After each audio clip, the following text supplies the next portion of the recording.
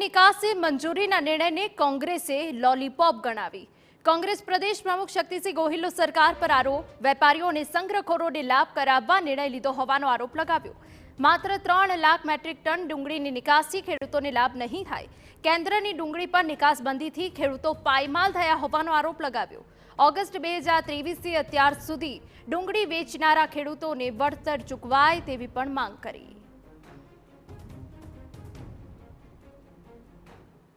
પરિણામે ખેડૂતોએ નજીવા ભાવે પોતાની ડુંગળીઓ વેચી દીધી અને હવે આ સરકાર 3 લાખ મેટ્રિક ટન માત્ર 3 લાખ મેટ્રિક ટન ડુંગળીની નિકાસની છૂટ આપે છે।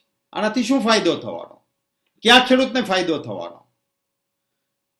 માત્ર મતો આ ચૂંટણી આવે છે ને એટલે આ લોલીપોપ જેવી જાહેરાત છે, એમને બરબાદ કર્યા છે।